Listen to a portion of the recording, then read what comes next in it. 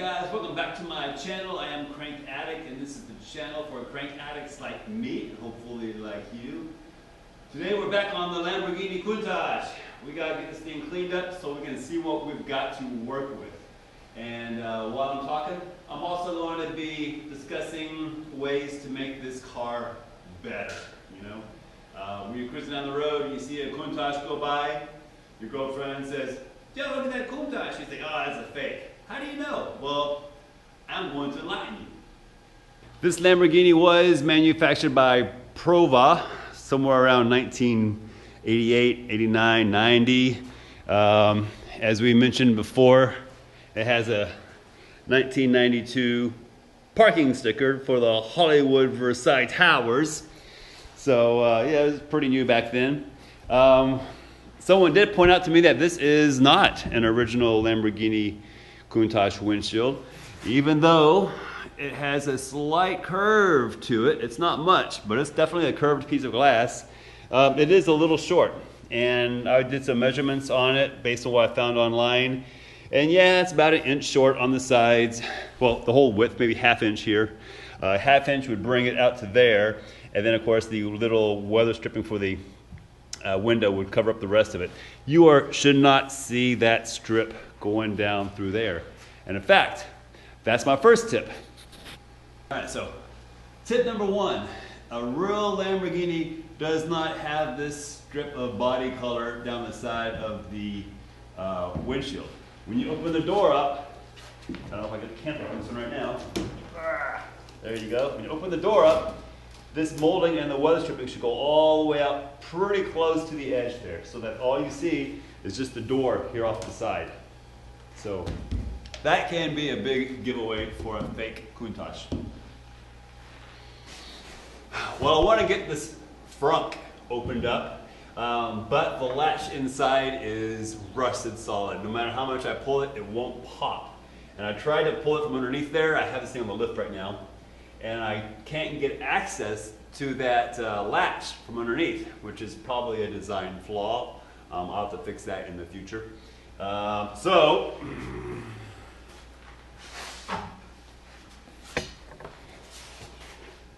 I'm just going to cut the screws that are holding it in place here. I tried to undo them, but they're rusted solid, so time to cut.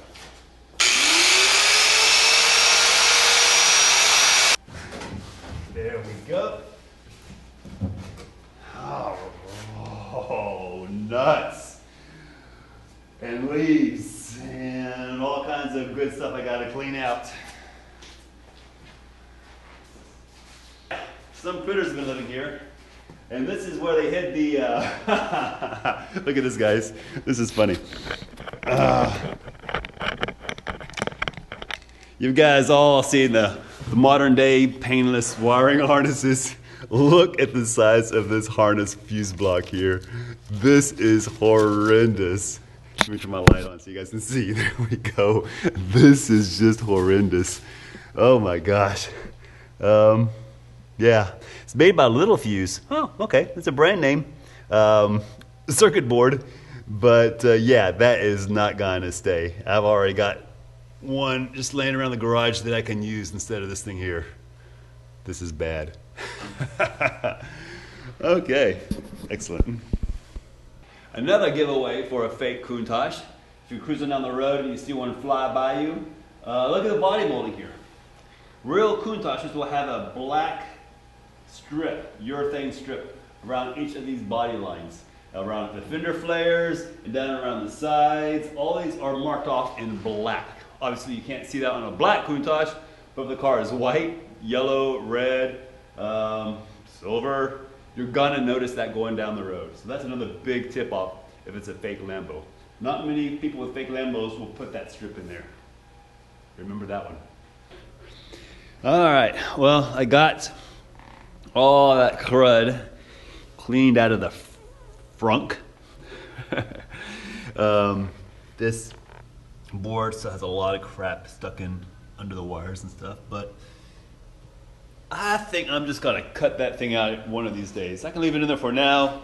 It's not hurting anything, but yeah, I think I'm just gonna clip the wires and just throw it in the trash. I mean, It's crazy. I mean, look at this. This relay is like rusted completely through. That's crazy, huh? So probably nothing on this board is salvageable. Yeah. I even pulled out the old battery tray here. Not looking so good.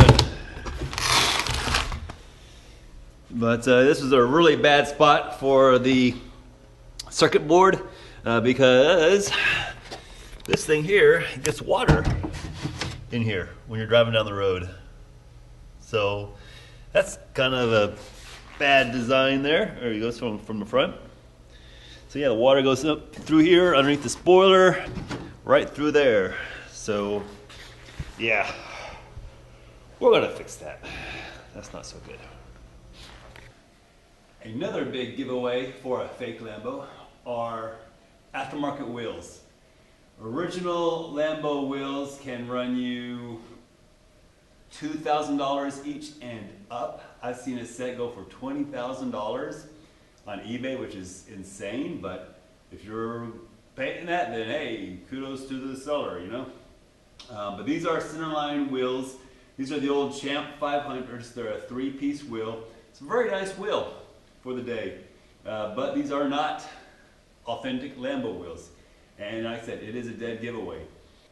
If you're driving around in a real Countach that's worth $500,000, you're probably going to have the real wheels on it, so that everyone will know you've got a real Countach.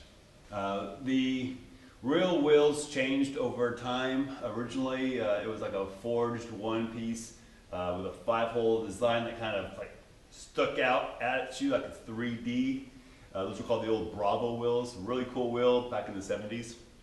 Later, they went to a more smooth wheel. Oftentimes they were, a lot of white cars got them white, a lot of black and sometimes red cars got them gold, but usually they came in silver. But it was a smooth style with the 5 holes in them. And then on the anniversary edition Countach, Lamborghini came out with a 3-piece wheel that looked kind of like this. And I guess that's why these people thought they could get away with this centerline wheel, because it does look a little bit like the 25th anniversary Countach wheel. But again, yeah, it's a bit of a giveaway. And honestly, even the 25th anniversary wheel looks a little bit aftermarket on a non-25th anniversary Lamborghini, so that's kind of weird. What am I going to do? I don't know. I'm thinking about maybe finding some replica Diablo wheels in a 17-inch size so I can get some bigger brakes under this car, but we'll see what comes along. I mean, I got plenty of time to buy. There's no rush. There's a button right here to unlock the doors. Oh, put this thing here. Oh, look at all that crud. Wow. I got some more vacuuming to do.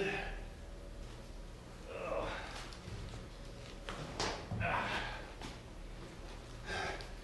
There's one door panel. And you can see it's just plywood.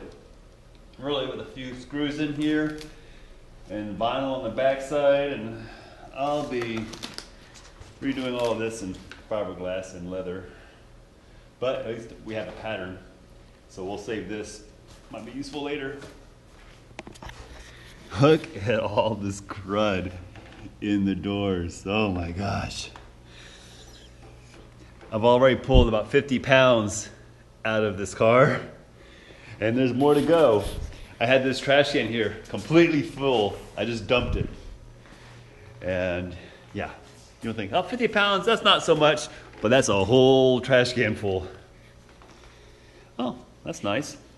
They actually put wipers, when I say like the window wipes, on the door. So that was a nice little touch. Try to keep it looking professional. Okay. This little hex head button screw is not coming out. It's just spinning. So, time to cut it.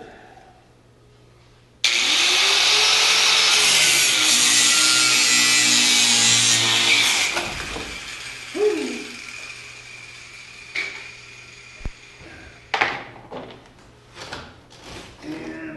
second door panel. Alright, so I was removing this little interior panel so I could get access to all this crap that's on the back side of it. This is a little fiberglass piece that Prova made. It turns out this little cable here, this is actually your door handle. So when you want to get out, you pull this cable, and this cable supposedly unlocks the door for you. So I think, okay, well that's interesting. But the real Countach has a little lever down here from, I think, a Fiat. And I'm going to try to figure out a way to integrate that lever so you can like have a proper lever to get out of your Countach, as opposed to having this, I don't know what you call this, cable. However, this would be a lightweight feature if you want to do something like an F40 Lambo style, you know? So, I don't know. Let me know what you think. Should we leave the cable or put in a Fiat handle? One thing I do like about this replica is that you cannot really see the transaxle sticking out of the back of the Lamborghini. A lot of times you see this big silver case, big round thing sticking out right there between the exhaust tips. And that's wrong. The transmission in a Lamborghini is actually located between the driver and the passenger seat. So having the transmission in the back here is a big giveaway. So yeah, you want to hide it. This one does a good job of hiding it. Okay, well I pulled the seats out of the Countach, and it's interesting. The driver's side is, well, I should say, the passenger side has been modified to make it more tall, which I think is kind of weird. Why not make them both short? Go figure. At least I've got the right style seats in this Countach. If you see anything with aftermarket seats, like sport seats with the seat belts coming through the top and stuff, that's gonna be a fake Countach, okay?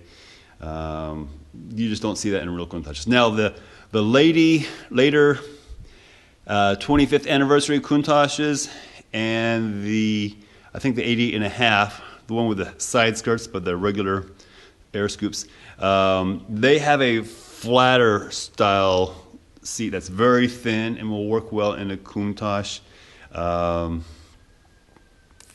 That's correct, believe it or not. And also on these replica seats, if you look here, this little webbing here is solid. The factory has an intricate punch-out design built into this webbing, and that is going to be hard to reproduce. So if you ever see a Countach at a car show or something like that, and it doesn't have the correct webbing in the middle with the little perforations, yeah, I don't know. It could just be an interior redo. Maybe it's a fake. You need to look further into it. But yeah, these are the correct style seats.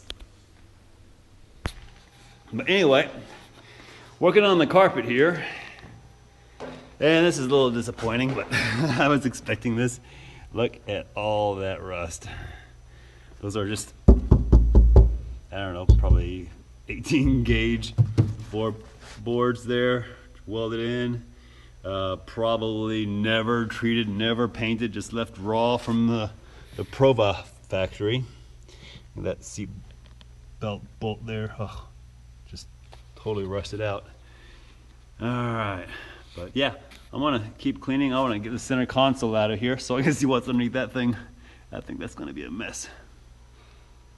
And I've got a little bit of a hole here. Right through the floorboard of this driver's side seat there. So that's going to all get patched up. And I was going to remove the center console, but the center console doesn't seem to want to come out on its own. So I'm thinking maybe this thing was put in place first and then these other parts layered on top of it. So I'm in the process of removing this dash now, which has been a pain pain in the arse. So if I can maybe block out my light here for a second. Here, turn that off. Okay, there's the lights off. I don't know if you guys can see, right there in the middle of the screen, you can see a stud that I had to cut off. This dash has 5 studs, 1, 2, 3, 4, 5, all the way across here. That kind of holds the two parts together. They're all rusted through, so I just had to cut them. The leather is gonna have to be redone one of these days anyway, so not a huge loss. C'est la vie. I just had to protect the windshield from the inside, which was a little bit tricky, but we got it done. And so now, light back on, there we go. I'm trying to remove this dash, drop the steering column. Appears to be a Fiero column. It's got a tilt mechanism and crazy looseness in the bearing here. I don't know how anybody could drive around with that bearing so loose. But yeah, this thing is about to come apart. And I'm not talking about the leather. I'm just about to get this thing off. But I've got a lot of electrical connections to undo, so I'm just going to document some of these wires before I unplug them. They didn't have Deutsch connectors or anything like that back then, so most of the wires are basically, like I said, you know, green to brown, and put a label on it, and that's good enough. It's like, are you kidding me? That is insane. But that's the way they did it back in 1990. So anyway, this wiring is going to have to be redone with Deutsch connectors so that you can, you know, pull this dash off in one piece, make everything more modular, more serviceable. Serviceability is so important on these cars because it's so hard to get in and out of. You know, I'm 55 years old now, and it's hard to get in and out of this thing to do any kind of work. This is tough. This is I'd rather be working on the rusty floorboards on a K5 Jimmy than be doing this. This is not fun. Yeah, that's where I am. Color is a big thing also for a fake Lambo. Lots of people want to paint their replicas weird, modern Lamborghini colors, you know, like purple or green or metallic burnt orange or something like that. Those are not real Countach colors. It may be a Lamborghini color, but if you got a real Lamborghini Countach, you're not going to be painting it those colors. You're going to be going with red, white, black, silver. Let's see here. There were a couple of orange cars and a couple of green ones, but those are pretty rare. Those are the main ones, you know. Red, black, white, yellow. Yellow is their factory color, but it's got to be a light yellow. If it's a bright competition yellow, it's the wrong color. It should be more like a Ferrari fly yellow. I hate to say that. Sorry, Lambo guys, but it's a light yellow. So, I finally got this dash almost out of here. And you can see what's left back here. Lots of rodent stuff. I just chopped this wire here. I have to put a nice 16 or 12 pin connector on there later. But yeah, here's the steering column in all of its Fiero glory. A little rusty, but one more wire to pull loose on there. Take it back 2 more wires. Where does this go? Okay, I got a connector back here though, so that's not a big deal. All right. Crazy. That was a lot of work. So yeah, when I re-engineer this thing here, I'm going to design this so this top pod will come off more easily without having to pull the whole dash out. That was crazy. Okay. I think I'm going to go ahead and pull off this leather from the top. This is actually real leather on the front of this dash here. I'm not sure what it's going to take to get this out of here. Feels like it's part of the original shell. Ew, there's poop in here and stuff. So mask up, and I'm going to clean this out and vacuum. You can see I finally got the interior mostly gutted. Still got some carpeting on these side panels. I'm not sure how these things come off. I probably got to pull off this trim piece here and pry them out. I saw a couple of bolts underneath, so there could be some cardboard here, or I say cardboard, plywood that's underneath there for support. But got the big stuff off. I still got to get these little bolts here out. I'm probably just going to cut them off. They're so rusty. But yeah, that's going to be necessary to get the body apart from the frame. Got some more of these small bolts on this piece here. And I think this is probably joined to the tub. So yeah, I'll probably have to pull those out as well. I wound up cutting these seatbelt bolts. I'll have to worry about those later. But yeah, getting a little closer for this body to come off. Whoa. Down here, this car has all these little sheet metal screws going across the rocker all the way up. And when I pulled these out, there were ants coming out. Go figure. Ants. That's never a good sign. And so now I'm trying to get some more body bolts off. There's some bolts hiding underneath this radiator. Both sides, there's 4 bolts that appears to be holding the body to this crossbar here. So I'm going to have to get this radiator out in order to get access to those, which means pulling the vents. And these vents, this first vent wasn't that well done. I've already pulled it. Here it is. And like I said, it's got some issues. There's some okay pictures online, so I might try to recreate that a little bit nicer. This one here had a huge gap on the corner here, and it's actually supposed to overlap this trim piece a little bit. It's supposed to be a little flange here with 2 screws holding it in here instead of in the side here. So you unbolt 2 here, and then I think there might be 2 screws in the back that the original has. This one here is done a little differently as well. I'm not sure if the vent is screwed in, how that works from the factory. I got to double check that one. But I finally got this piece off. Voila! And I know there's supposed to be, I think, 3 bolts back here, 3 8mm bolts. So I'll probably put some riv nuts in here and then bolt them through there. This one here has a pretty good flange on it, like it's supposed to. I think there's supposed to be a riv nut here. Well, actually the riv nut will be on the body. And then this guy here, but I don't know how you get access to that one there except from the engine compartment. I think there's supposed to be a way to get this thing here out. But yeah, I'll investigate that, see if there's a better way, because this one here I think is just glued in, which is not the right way to do it. And I want to be as authentic as possible. So we'll set that back there with that center console. One thing that I always hated about a lot of kit cars, replica cars, is that they seem to have got the roof profile wrong on so many of them. A lot of the cars will come up from the back to about the back of the door, and then they'll start sloping back down. Well, on a real Lambo, the high point is not at the back of the door, it's at the windshield.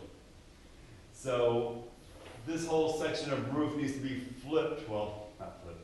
This whole section of roof needs to be raised up to re-angle it. It might give you a little bit more headroom inside. Honestly, not much because your head is in the back. But it does make the car look a lot better.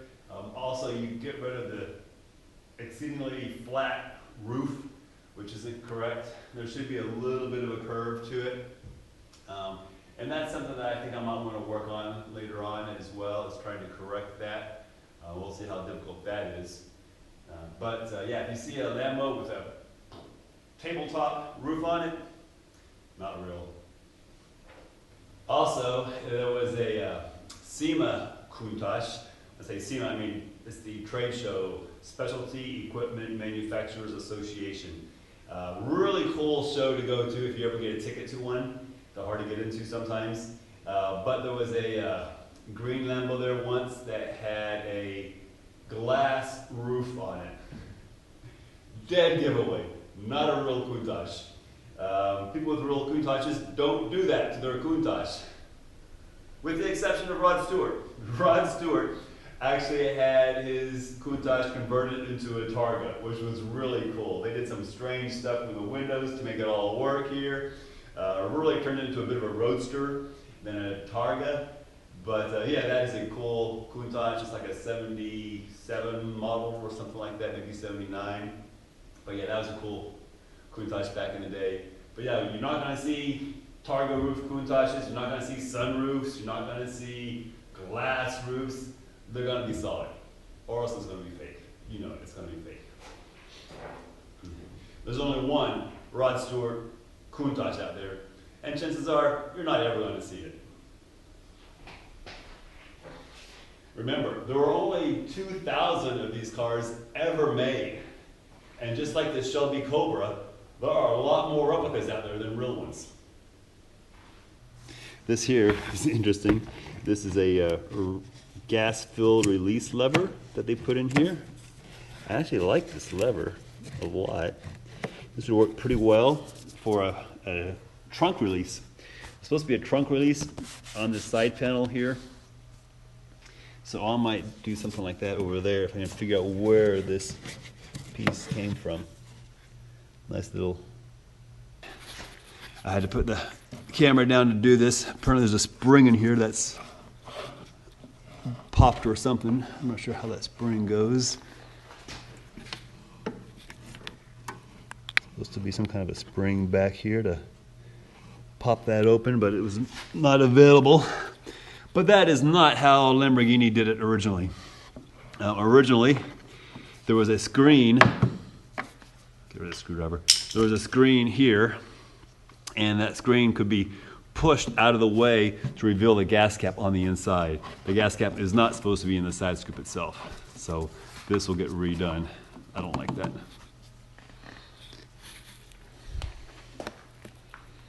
Okay, so to remove this radiator, well, first of all, let's look at this fan real quick. There's about 1.25 inch gap between the fan and the radiator. That's not good. And there probably should be a shroud on this thing as well. So this is going to get changed out. I doubt this fan even works anymore. It's got a pusher fan. Okay, it's got 2 fans. Pusher and a puller. Okay, so this pusher's a little bit better. It's up tight against the radiator. So maybe that was keeping things cool. Because this back one sure didn't do a whole lot.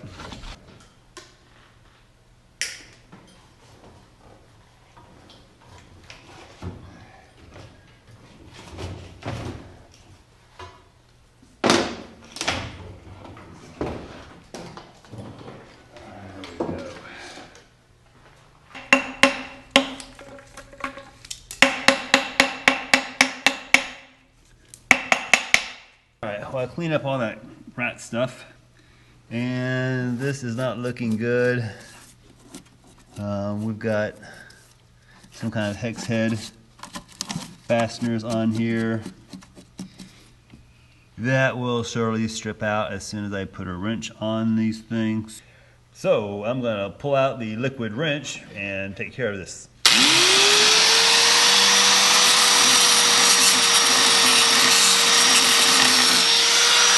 Alright, and just like that, the bolts are out. I'm going to remake this radiator tray. And I might even fit a larger radiator in here. I mean, we've got quite a bit of room we're not even using over here. I'll have to get some cardboard templates and see how much we can stuff in that corner. Anyway, now I have to repeat this on the far side. And there's actually 2 radiators over there. I guess 2 radiators wasn't enough, so they had to add a 3rd. I don't know. It's definitely a radiator. It's not an AC condenser. So anyway, let's get to it.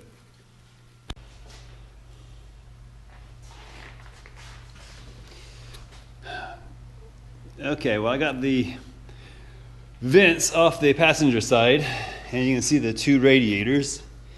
They're not really all that big. Let me turn the light on. Here we go. Yeah, they're not very large. And I say you could probably pick up quite a bit more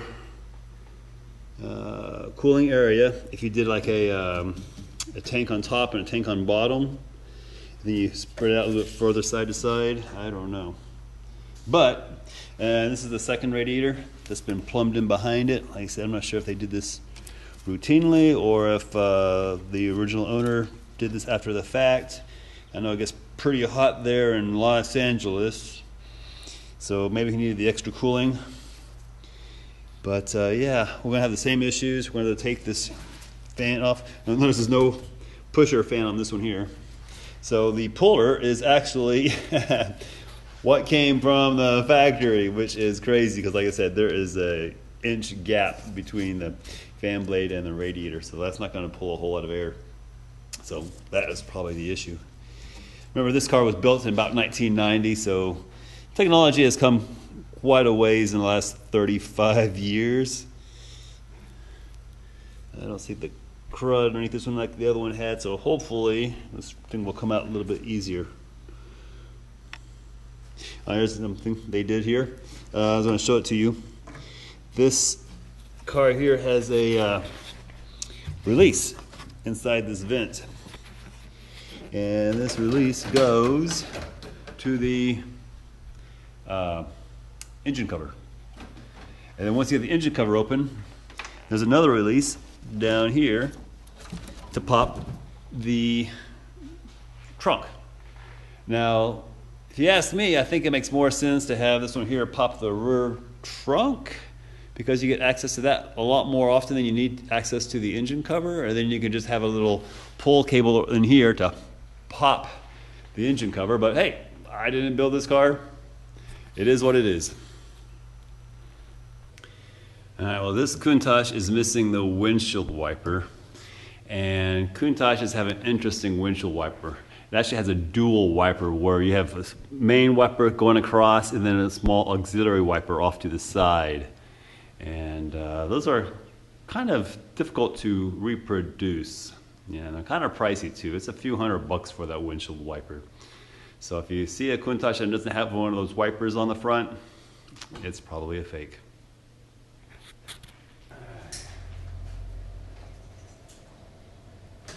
All right, clipping the wires off this door, get them through these horrible teeny holes. I'll show you here in a second.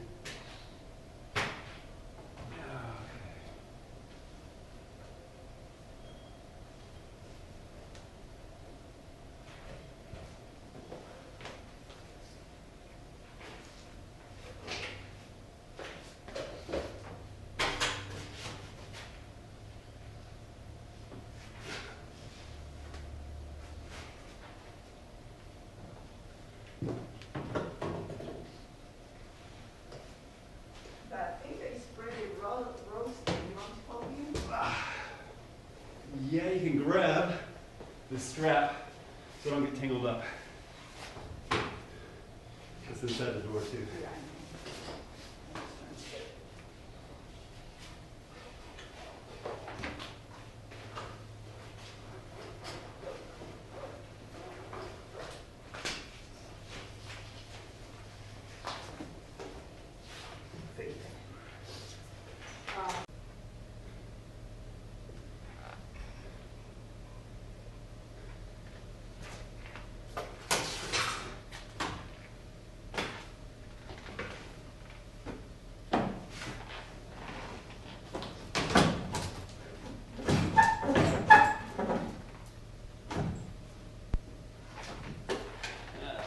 Wires are stuck.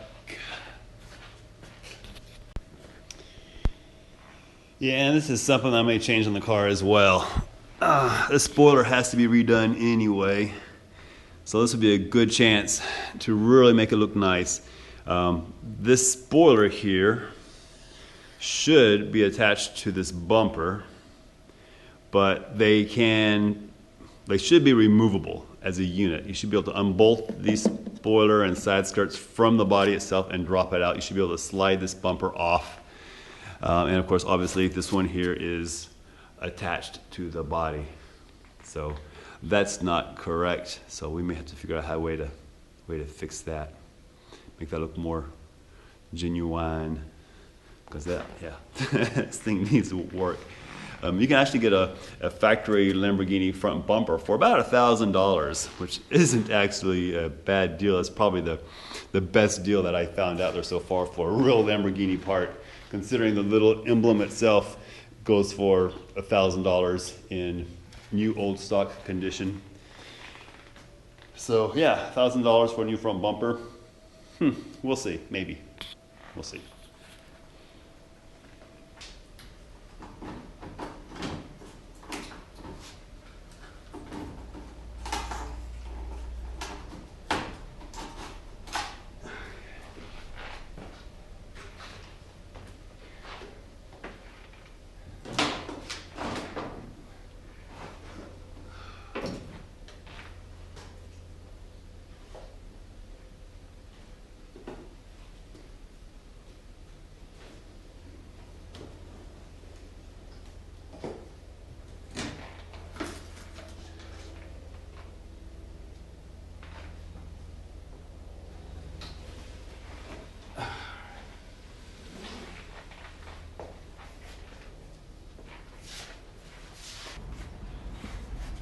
Alright guys, well this video is getting a little bit long-winded, so I'm going to have to cut it short.